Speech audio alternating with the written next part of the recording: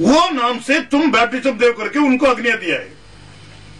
मैं अगर ये आवाज को पूरा करने का तो मैं जाकर वो नाम से बैप्टिज्म देना चाहिए। पुत्र के लिए एक नाम है, पिता के लिए नाम है।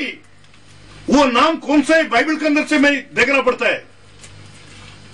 अभी अपन बाइबल के अंदर से देखेंगे, बढ़िए।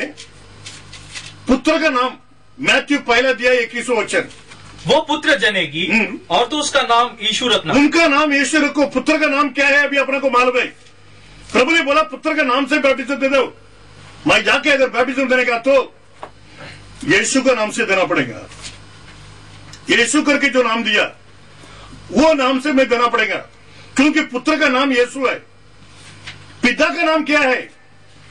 यीशु मसीह क्या बोलते हैं देखिए, यूहन्ना का पुस्तक 5वां अध्याय 43वां वचन क्या बोलते हैं आप देखिए। मैं अपने पिता के नाम से आया हूँ। देखो, मैं नहीं बोल रहा है, प्रभु यीशु मसीह ने बोला है मैं अपने पिता का नाम से आया हूँ और तुम मुझे ग्रहण नहीं करते। देखो, प्रभु यीशु करके जो नाम है वो नाम पिता का नाम है। वो नाम से आया है, लेकिन आप उसको स्वीकार करता है क्या मालूम नहीं। वो क्या बोलते हैं देखिए, यदि कोई और अपने ही नाम से आए तो उसे ग्रहण कर लोगे। देखो, मेरा नाम को तुम लोग ग्रहण नहीं करता है। मैं मेरा पिता का नाम से आया हूं। दूसरा कोई अपना नाम से आएगा उसको आप लोग स्वीकार करेगा। देखो, आज भी ये आवाज आपके लिए है। यीशु मसीह सेम गॉड है, उसमें कोई चेंजेस नहीं है। बाइबल वही बोलता है, I am come in my father's name but you people are not accepting that. मैं मेरा पिता का नाम से आया हूं। आप सोचो क्यों प्रभु ऐसा बोलता है, मैं मेरा पिता का नाम से आया करके। पिता का नाम इसको कैसा मिला? बाइबल में चेक कर लेना, आपको मालूम पड़ेगा। एक कुटुंब के अंदर एक बच्चा, एक लड़का अगर जन्म हुआ, उसको उनका पिताजी का नाम रखना पड़ता है। आप अभी देख लेना, लूका का पहला अध्याय 58वां वचन में आ जाइए। उसके पड़ोसियों और कुटुंबियों ने यह सुनकर कि प्रभु ने उस पर बड़ी दया की है, उसके साथ आनंदित हुए।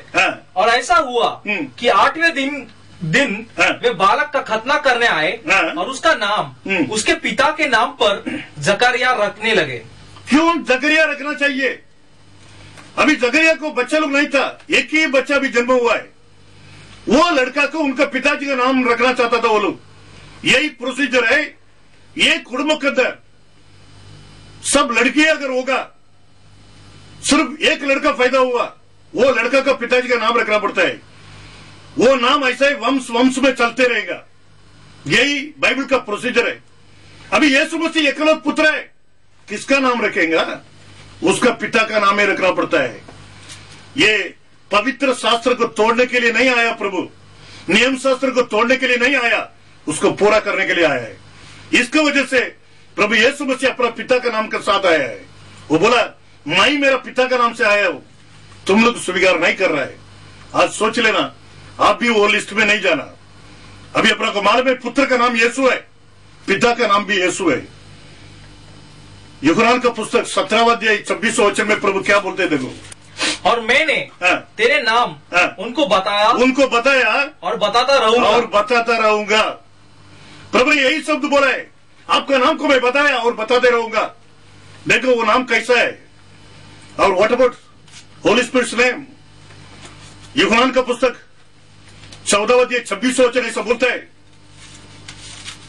But the Comforter, which is the Holy Ghost, whom the Father will send in my name. कितना क्लियर बताते देखो, whom the Father will send in my name. पवित्र आत्मा भी यीशु का नाम से ही आ रहा है। परंतु सहायक अर्थात पवित्र आत्मा जिसे पिता मेरे नाम से भेजेगा। आप अभी देखो, पिता, पुत्र, पवित्र आत्मा, ये तीनों को नाम एक ही नाम है। इसके लिए प्रभु ने बोला आपका जगत में जाओ, सुसमाचार बताओ, पिता, पुत्र, पवित्र आत्मा का नाम से बैप्टिज्म दे दो बोला है। ये तीनों का नाम यीशु है। इसकी वजह से शिष्य लोग किधर किधर बैप्टिज्म दिया, सब जगह में यीशु का नाम से बैप्टिज्म दिया है। अब सोचो, बहुत सिंपल थिंग है। प्रभु यीशु मसीह ये नाम को लिखा है। ये नाम पिता का नाम है, ये नाम पुत्र का नाम भी है, ये नाम पवित्र आत्मा का नाम भी है। ये छोड़कर दूसरा कोई नाम नहीं दिया गया है, सिर्फ यही नाम के द्वारा आपका पाप का क्षमा मिलेगा। इंग्लिश में बहुत अच्छी तरफ से आप सुन सकते हैं। इंग्लिश बोलता है, गो ye therefore teach all nations, baptizing them in the name of the Father। कैसा बैप्टिज्म देना? इन the name of the father, पिता का नाम से बैप्टिज्म दे, ऐसा प्रभु ने बोला है। ऑफ प्रिपोजिशन है, आपको मालूम है ग्रामर, प्रिपोजिशन है, इसका करके मतलब है। बाइबल बोलता है teach all nations baptising them in the name of the father. बाद में प्रभु ये नहीं बोला in the name of the son करके, नहीं बोला। In the name of the Father and of the Son and of the Holy Ghost. That means there is only one name. Father is not a name. Father is common title. There are so many fathers who are having children. That is a title. Son is not a name. There are so many sons in this world. But Son is having some name. Father is having some name. If you want to fulfill this commandment of Jesus Christ, you have to give baptism in the name. You cannot give baptism in the name in the title. ये बहुत simple है।